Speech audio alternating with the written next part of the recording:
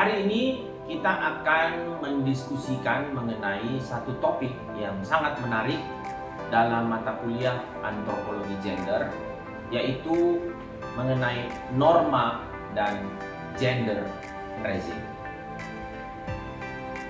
Ada dua tujuan pembelajaran kita pada hari ini. Yang pertama, saya akan menjelaskan mengenai konsep norma sebagai power. Kita tentu sudah tahu dan sudah mengerti bahwa sering sekali power itu bersifat fisik. Maka tidak heran ada militer, ada kekuatan, ada semacam unjuk kekuatan militer di mana-mana, ada prajurit. Tapi mungkinkah norma itu menjadi sebuah power? Apakah norma dapat menjadi power yang mampu menunjukkan atau mempertontonkan penguasaan? Itu yang akan kita bahas. Kemudian yang kedua, kita akan mencoba mendiskusikan mengenai implikasi dari norma terhadap keberadaan gender regime atau rezim gender. Sekali lagi saya ingin menjelaskan kepada kita bahwa rezim gender adalah kekuasaan di seluruh, bukan cuma kekuasaan tapi otoritas di seluruh aspek, di mana ada konsep di mana laki-laki dan perempuan itu memiliki perbedaan. Nah, saya akan memulai menjelaskan kepada kita mengenai norma ini dengan menggunakan gambar-gambar berikut. Di gambar ini Anda bisa lihat, ini memang adalah saya ya. Ini adalah sebuah gambar yang berasal dari diri saya sendiri. Ini sedang memasak di dapur, lalu kemudian saya mencuci piring di dapur, lalu kemudian saya mencuci pakaian bekas daripada kain pel, kain untuk ngelap, lalu ada mesin cuci, lalu kemudian saya menyapu. Kalau kita melihat gambar ini, apa yang ada dalam pikiran kita? Tentu kita akan melihat bahwa ini bicara soal pelanggaran norma. Sekali lagi saya coba tunjukkan gambar. Ada laki-laki yang memasak. Mungkin biasa, tapi bagi orang lain mungkin ini tidak biasa. Saya ulangi lagi, bagi kita anak kos mungkin biasa, tapi bagi warga yang tinggal di pedesaan mungkin itu tidak biasa. Nah, sekarang coba perhatikan betul-betul ya, bagaimana norma ini saya bedakan menurut tempat dan menurut pandangan. Lalu kemudian bagi orang lain mungkin di kos wajar nyuci, tapi bagi orang lain mungkin tidak. Apalagi di pedesaan di mana cuma ada satu tempat untuk menyuci bersama. Barangkali laki-laki menyuci piring tidak lazim. Demikian juga dengan adanya laki-laki yang melakukan pekerjaan rumah. Kalau dalam tempat private mungkin ini bisa terjadi. Tapi bayangkan Anda ketika kita misalnya menyapu di tempat di mana semua orang bisa melihat. Apa yang terjadi? Nah, mari kita lihat. Dalam pelajaran-pelajaran sebelumnya kita tahu bahwa pengaturan power ternyata seperti pandangan Foucault itu tidak harus menunjukkan struktur di mana ada penguasaan secara fisik, tetapi ada penguasaan secara invisible. Nah, ketika orang melakukan sebuah peran, mereka tidak perlu ada orang lain untuk memaksa mereka melakukannya. Mereka tidak perlu orang lain untuk menunjukkan apa yang harus mereka kerjakan. Segala sesuatu itu telah ada pengaturan norma. Dan itulah yang membuat kita mempelajari pada hari ini konsep mengenai Pierre Bourdieu. Dia mengatakan bahwa laki-laki dan perempuan itu tidak perlu dipaksa mengerjakan apa yang mereka kerjakan. Karena mereka mengerjakan segala sesuatu tanpa physical violence, tapi dengan menggunakan symbolic violence. Salah satu pandangan yang menarik daripada Pierre Bourdieu adalah bahwa segala sesuatu yang merupakan arena sosial itu tidak bebas nilai, termasuk budaya. Saya ulangi lagi. Pandangan Bourdieu mengatakan bahwa arena sosial ini, di mana kita berada saat ini, di dunia ini, itu tidak memberikan kesetaraan. Alih-alih memberikan keadilan, alih-alih menciptakan posisi yang setara antara laki-laki dan perempuan, antar mereka yang berbeda jenis kelamin, Bourdieu mengatakan justru segala sesuatu diciptakan, dibuat, entah itu bersifat belief, entah itu bersifat tradisi, entah itu bersifat values, bahkan bahasa itu menciptakan hierarki.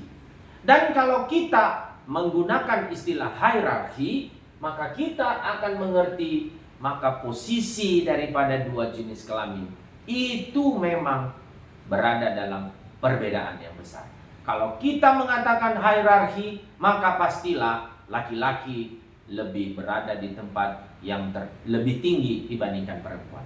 Pierre Bourdieu menggambarkan ini dalam bukunya Male Domination.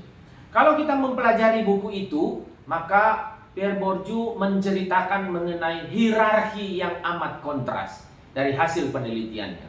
Apa yang dia temukan? Kata Bourdieu, dia mengatakan laki-laki itu berada di tempat kering. Mereka tempat duduknya pun di atas. Ini dua hal ya. Saya ulangi lagi. Bourdieu mengatakan bahwa laki-laki itu berada di tempat kering. Maka laki-laki itu kerjanya rapat, kerjanya di tempat-tempat pertukangan, kerjanya berada di tempat-tempat yang lebih aman, lebih tenang, dan duduknya pun di kursi yang lebih tinggi daripada perempuan. Sementara perempuan, kata Bourdieu, itu berada di tempat basah. Di mana tempat basah? Seperti yang tadi sudah saya gambarkan, adanya di ladang karena ada lumpur basah, adanya di sumur karena ada tempat yang basah, tempat berair, di tempat cucian, itu semua tempat basah. Dan karena basah, maka dia tidak boleh berada di sebelah atas, dia harus berada duduk di tempat yang lebih bawah dibandingkan laki-laki. Nah, uniknya seperti pandangan Bourdieu tadi, dia mengatakan bahwa belief kita, tradisi kita, value kita, norma kita sebenarnya menciptakan hierarki.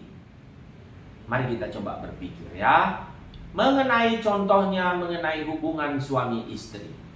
Normanya kita percaya, kita believe bahwa yang menjadi kepala keluarga adalah laki-laki, dan yang menjadi anggota keluarga bukan laki-laki, tapi perempuan dan anak-anak.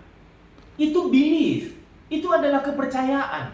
Dan kemudian itu menjadi sesuatu yang telah kita akui bersama tanpa kita perlu dipaksa. Maka istilah symbolic violence dengan menempatkan laki-laki sebagai kepala keluarga itu menunjukkan bahwa bahasa pun sudah tidak bebas nilai. Dari sini yang begitu sederhana ini kita menjadi mengerti betapa mungkin kita bisa percaya bahwa budaya kita ini pun sudah menunjukkan betapa ketidakadilan itu terjadi melalui apa yang kita sebut sebagai budaya. Lalu kemudian kita bicara soal tradisi. Tradisi untuk laki-laki, untuk anak laki-laki. Apa itu? Mereka menempuh prosesi tertentu dalam kehidupannya. Salah satu yang mungkin kita lakukan adalah selalu menempatkan anak laki-laki sebagai penerus keluarga. Laki-laki dianggap memiliki warisan marga. Itu adalah tradisi.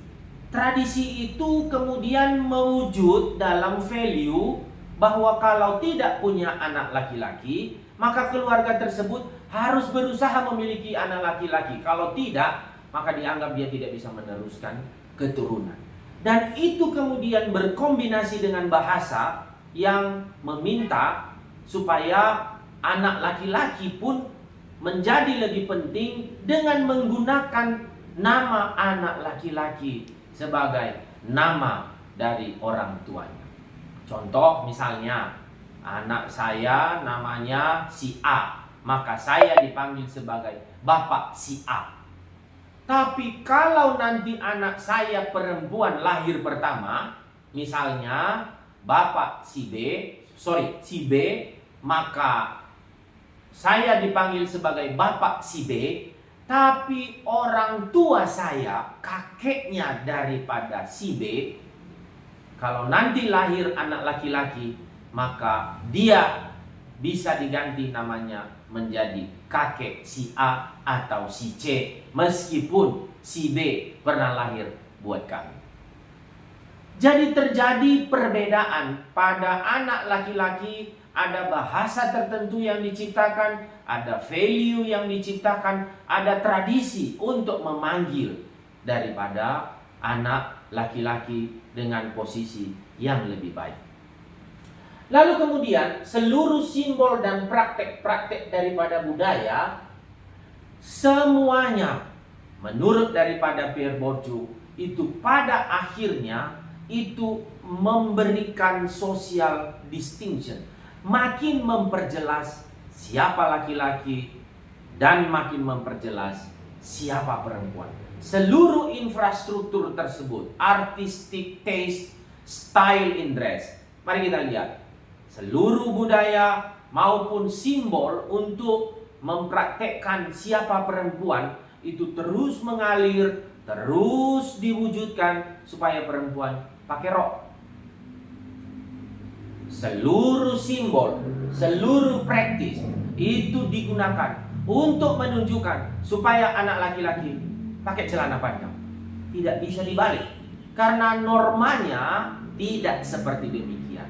Anak laki-laki harus memegang sesuatu yang kering, dianggap kering.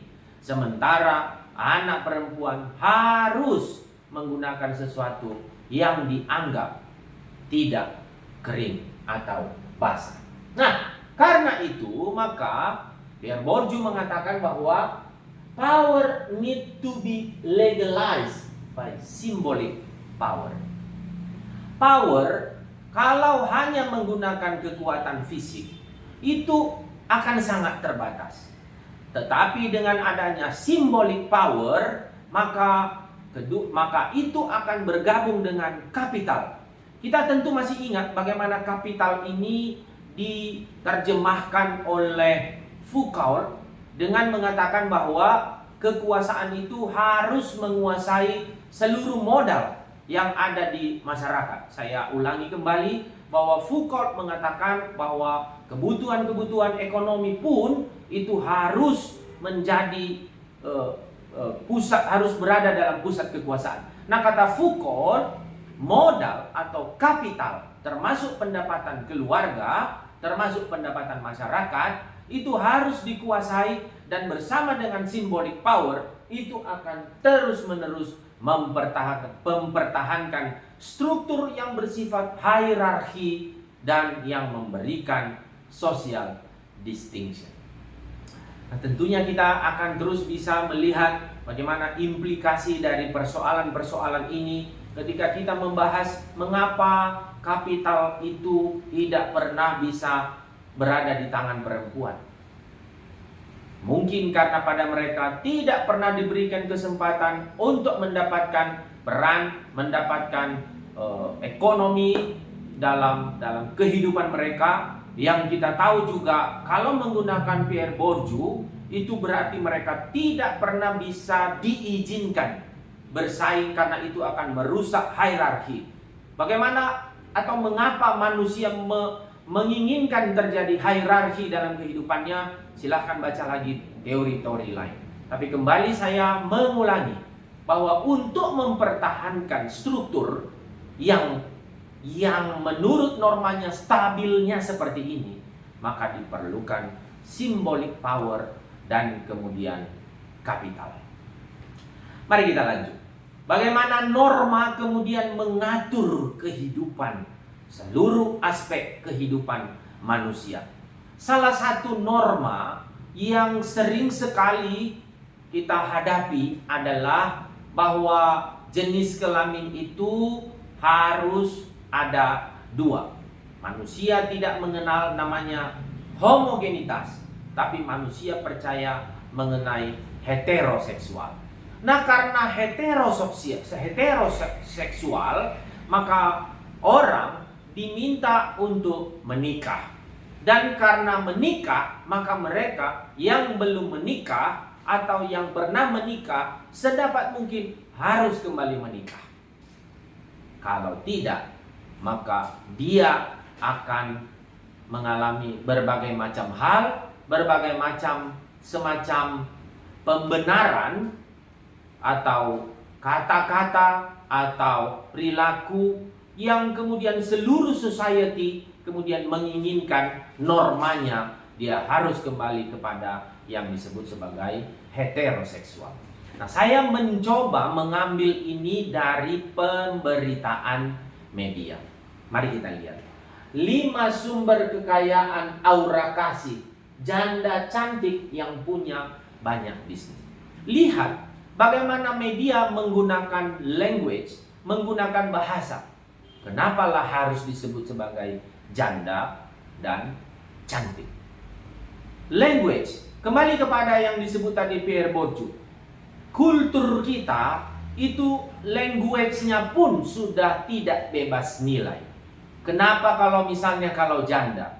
Terus kenapa harus kita sebut sebagai cantik? Kenapa? Karena mereka butuh normalcy, bahwa janda itu tidak cocok menjanda terus. Mereka harus menikah. Kalau tidak, maka akan ada bahasa yang akan menekankan bahwa dia adalah janda, dan itu melekat kepada kehidupannya dengan segala konsekuensi. Mari kita lihat norma tadi bekerja dengan menggunakan segregasi. Lalu kemudian mari kita lihat lagi, gugat cerai suami. Ribuan perempuan di Blora pilih status janda. Ini juga menunjukkan kepada kita betapa media itu seolah-olah, mari kita lihat, mampu menggugat cerai suami. Tapi kenapa perlu ada status janda? Kenapa? Karena janda itu di dalam pandangan society kita itu memiliki posisi yang negatif. Kenapa? Karena dia berada keluar dari sistem heteroseksual, di mana harusnya dia itu punya pasangan, sekarang tidak punya pasangan. Mari kita lihat lagi di gambar yang sebelah atas. Kandas mimpi janda dapat perjaka, pilu padahal bawa mahar, dan seterusnya. Seolah-olah janda itu membutuhkan perjaka. Tidak pernah dibalik. Perjaka membutuhkan janda. Tidak. Lihat tendensi beritanya. Lalu kemudian mari kita lihat lagi. 1.500 ibu muda di ujung Banten resmi berstatus janda. Status janda. Ini adalah kalimat-kalimat language yang makin memperjelas kepada kita bahwa ada status normalcy, yaitu laki-laki dan perempuan, dan ada perempuan yang keluar daripada heteroseksual disebut sebagai janda, dan kepadanya pun dibebankan sebutan-sebutan yang kita sudah lihat di sini. Nah, ini penuh dengan media-media seperti itu ya. Nasib artis cantik hampir dinikahi cucu presiden, pilih dinikahi duda. Itu jauh lebih menjadi konsumsi, karena kulturnya kita sudah seperti itu. Itu lebih menjadi konsumsi publik daripada kita balik. Pilih dinikahi duda. Kita balik menjadi duda memilih menikah dengan artis. Sensenya nggak ada. Silahkan Anda nanti terus mempelajari. Nah, norma, mari kita lihat. Norma, saya kutip pandangan dari Saskia Werenga yang mengatakan bahwa apa itu norma? Norma di mana ada heteroseksual yang telah tadi saya ceritakan adalah the institutions, dynamics, motivation, codes of behavior, and representation, as well as the subjectivities and identities that together make up the complex structure of desires, erotic attraction, sexual relation, kinship, and partnership patterns that are salient in a given context. Sederhananya, pandangan ini menerangkan bahwa nilai-nilai norma yang berhubungan dengan code of behavior, pola perilaku orang, jenis kelamin, itu subjektivitas mengenai pentingnya perbedaan jenis kelamin yang biasanya itu akan membentuk struktur yang kompleks dari keinginan, bahkan atraksi yang bersifat erotik dari seseorang, bahkan hubungan relasi sosial termasuk dalam keturunan serta relasi antar partner itu berbeda-beda di dalam konteks yang khusus berlaku disebut. Contoh, di Indonesia norma heteroseksual yang tadi telah saya terangkan itu sangat dijunjung tinggi. Di tempat lain mungkin tidak, di negara lain mungkin tidak. Maka akibatnya apa? Pernikahan adalah sebuah hal yang ideal, yang dicari. Mungkin di negara lain bukan. Pernikahan bukan sebuah yang menjadi puncak sehingga terus dicari-cari. Mungkin di tempat lain partnership itu jauh lebih didahului daripada kemudian pernikahan. Akibatnya apa? Kalau kita mencoba tadi mengambil kembali pandangan Pierre Bourdieu mengenai shaping relation tadi, bagaimana relasi tersebut kemudian dipertajam, maka mari kita lihat. Yang pertama, contohnya, janda harus menikah. Kenapa? Kenapa janda harus menikah? Karena balik kepada tadi, norma heteroseksual. Karena orang harus menikah. Begitulah yang harus kita wujudkan. Begitu yang harus kita pelihara. Begitu budaya yang harus kita miliki. Harus melakukan pernikahan. Bahkan apa yang terjadi dalam pandangan banyak orang, pernikahan itu pun menjadi impian. Bahkan beberapa penelitian itu menunjukkan bahwa mereka yang kita sebut pekerja seks komersil, yang bagi banyak orang mereka itu dalam tanda kutip memiliki pasangan yang mungkin tidak tetap, sesungguhnya dibalik daripada apa peran mereka, apa profesi pekerjaan mereka, mereka sebenarnya menginginkan punya pasangan yang stabil dalam mahligai pernikahan. Mengapa? Karena norma heteroseksual ini betul-betul telah menjadi pilihan yang salient in a given context seperti Indonesia. Lalu kemudian ada penelitian bahkan di kalangan mereka yang kita sebut lesbian sekalipun, sering sekali kita mendengar ada kecemburuan, lalu kemudian berakhir kepada masalah dan seterusnya. Kenapa? Mereka yang bersifat homoseksual pun ingin hidup dengan model ideal heteroseksual. Bagaimana itu? Artinya mereka yang memiliki pasangan homo, baik lesbian maupun gay, sebenarnya menginginkan partnership yang dibangun oleh mereka itu adalah partnership yang dibungkus oleh pandangan heteroseksual. Ini adalah sebuah fakta. Itu adalah idealnya. Maka tidak heran jika anak-anak muda yang mungkin masuk dalam usia lebih dari 25, kepada mereka sering ditanya, sudah menikah atau belum? Kenapa? Karena pernikahan itu dianggap ideal. Demikian juga dengan pernikahan. Ketika sudah menikah, maka kita harus mempertahankan pernikahan tersebut. Kenapa? Karena itu idealnya, heteroseksual. Kemudian ketika sudah punya anak, maka orang yang sudah punya anak pun harus mempertahankan kehidupan sebuah keluarga. Karena keluarga itu merupakan simbol yang harus dipertahankan. Nah, implikasinya nanti kita bisa lihat, saudara-saudara semuanya, bagaimana kemudian instrumen language itu digunakan misalnya untuk mempertahankan yang namanya symbolic violence menggunakan keluarga. Contoh, perempuan harus mempertahankan keluarga karena itu adalah norma atau takdir perempuan. Demikian juga kemudian ketika negara mempopulerkan istilah yang namanya keluarga berencana, itu pun menggunakan jargon keluarga. Demikian juga dengan kemudian ketika instrumen negara juga meminta perempuan berpartisipasi dalam keluarga, itu pun menggunakan istilah-istilah keluarga. Jadi kita perhatikan, kalau di tempat lain norma ideal itu adalah keluarga, tentu di tempat lain kita akan menyaksikan hal yang sama. Tapi tidak di Indonesia.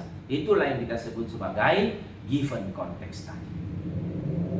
Nah, karena itu menurut Pierre Bourdieu mengenai hal ini, bagaimana kemudian shaping arena itu terus-menerus mempertahankan hierarki, apa yang harus dilakukan?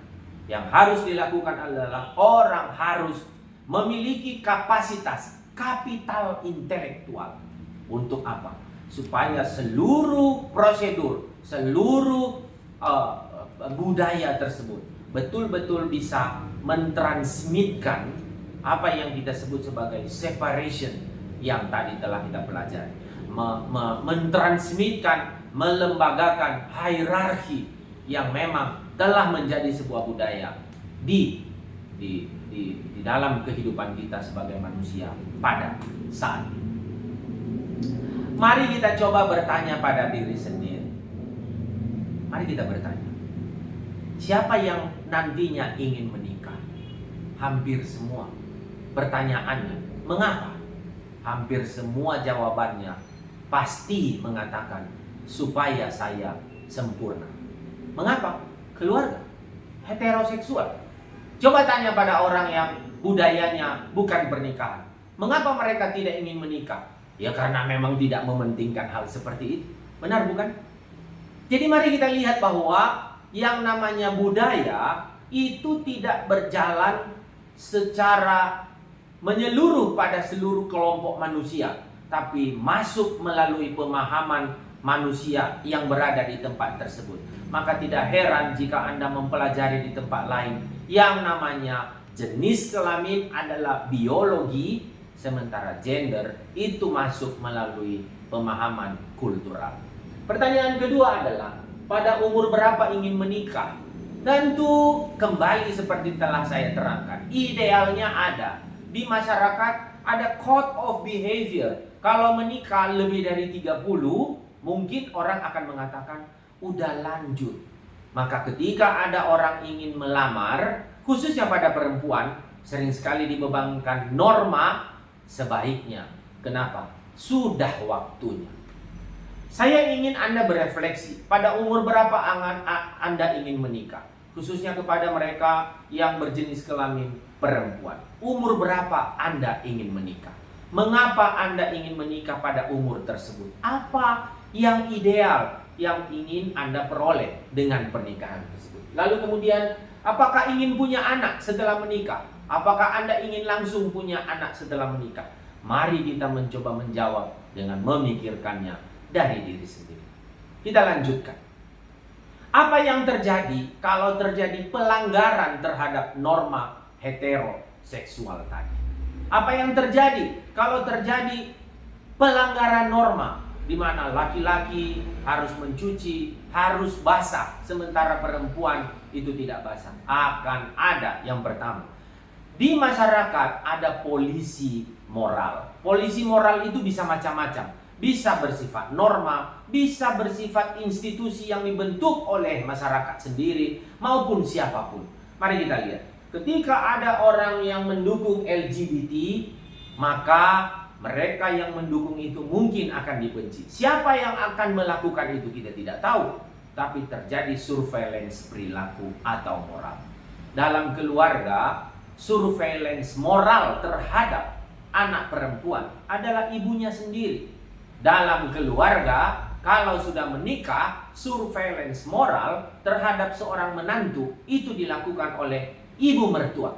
Proses surveillance ini terus-menerus terjadi juga. Seorang istri yang mungkin perlu, seorang istri yang berada di yang mungkin melanggar aturan norma, yang mungkin mempermalukan suaminya, itu pertama-tama akan ditegur polisi moral, yaitu mereka yang menjadi perempuan di kelompok tempat bekerja suami. Nah, hal-hal demikian menunjukkan kepada kita bahwa tidak akan mungkin konsep heteroseksual ini mudah dilawan oleh perempuan. Konsep heteroseksual yang mementingkan keluarga benar-benar telah menjadi sebuah budaya yang ada di tempat kita, khususnya di Indonesia, yang lebih didominasi oleh patrilineal. Nah, bagaimana supaya kondisi ideal di mana norma mimpi-mimpi anak-anak perempuan dan pun laki-laki itu bisa terwujud dengan baik? Yang pertama, konsep Bourdieu mengatakan adanya sosialisasi dan normalisasi sejak kecil.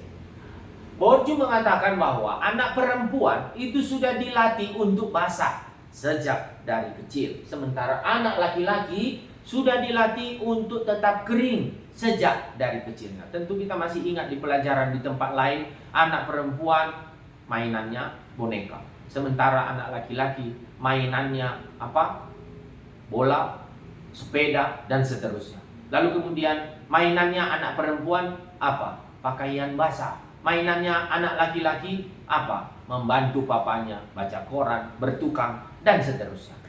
Seluruh hal ini menimbulkan normalsi, seolah-olah itu sudah normal dan berjalan tanpa paksaan. Anak perempuan yang sudah memahami bahwa ini yang harus saya lakukan karena ini sudah saya lakukan sejak kecil, kemudian mengatakan bahwa ini memang peranku ketika nanti saya sudah menikah, itu disebut oleh Bourdieu sebagai habitus. Apa itu habitus? Perilaku yang mengatakan bahwa ini sudah menjadi pakem saya sejak kecil.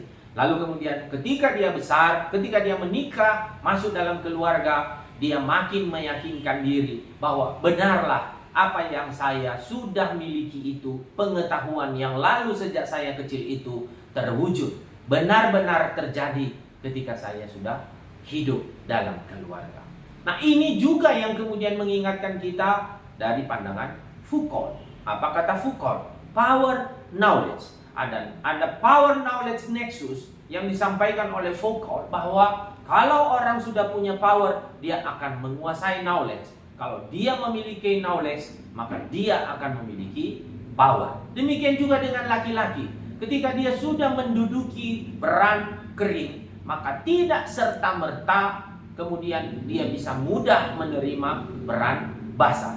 Akan ada perlawanan. Kembali kepada penjelasan tadi, akan ada polisi moral. Polisi moral itu kebanyakan pun bukan laki-laki. Tapi sistem sosial kita membangun supaya polisi moral terhadap perempuan pun itu dilakukan oleh perempuan sendiri. Supaya apa? Supaya proses normalsi berjalan seolah-olah etis, sehingga tidak melanggar batas-batas antar jenis kelamin. Mengapa kita menerima norma sebagai sebuah kebenaran? Karena di dalamnya ada power yang tadi telah kita pelajari dari video-video sebelumnya dari Foucault. Kebenaran itu sering sekali dipegang oleh mereka yang punya power. Dan kebenaran itu dimiliki oleh mereka yang secara sosial mendominasi. Pengaturan budaya saat ini siapa yang atur? Tentu laki-laki. Maka kepentingan siapa yang akan diperjuangkan? Kepentingan laki-laki. Kepentingan laki-laki apa? Tetap mempertahankan rezim gender di mana laki-laki tetap mendominasi. Nah, proses yang tadi juga sudah saya terangkan, yaitu mengenai habitus itu dibentuk, itu proses embodiment itu, di mana dunia kita ini masing-masing kita menjalani embodied proses, itu telah berjalan sejak dari kecil. Kita terus melihat proses, kita lihat ibu kita lihat saudara kita lihat ayah kita. Manusia tidak berjalan dalam dunia sosial yang tidak ada pembelajaran. Terus melihat cermin, berefleksi, melihat, belajar, dan kemudian meyakini.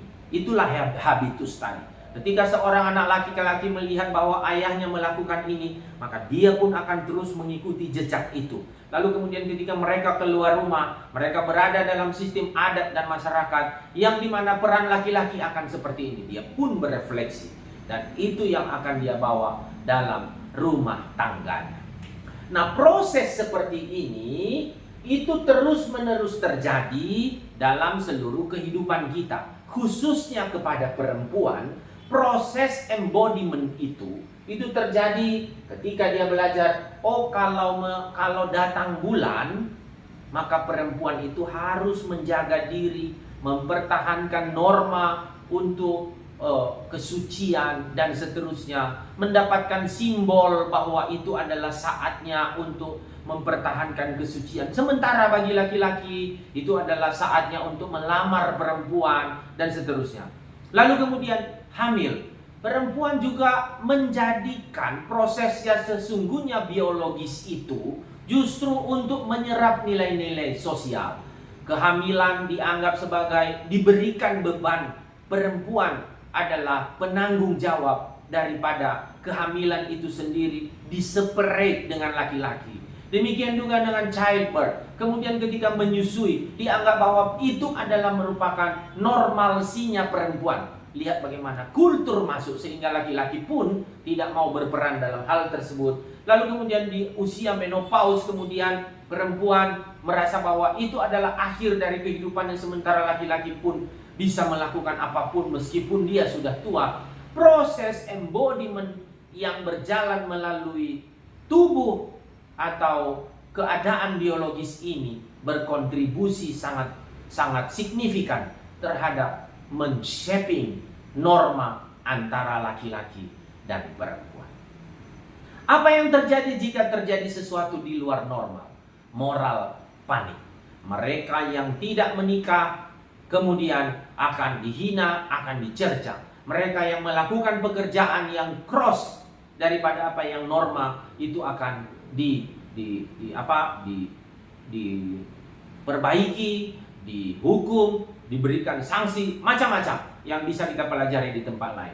Contoh, utusan khusus Amerika untuk hak LGBTQAI batal ke Indonesia. Kenapa? Terjadi ada moral panik, menimbulkan protes di sana sini.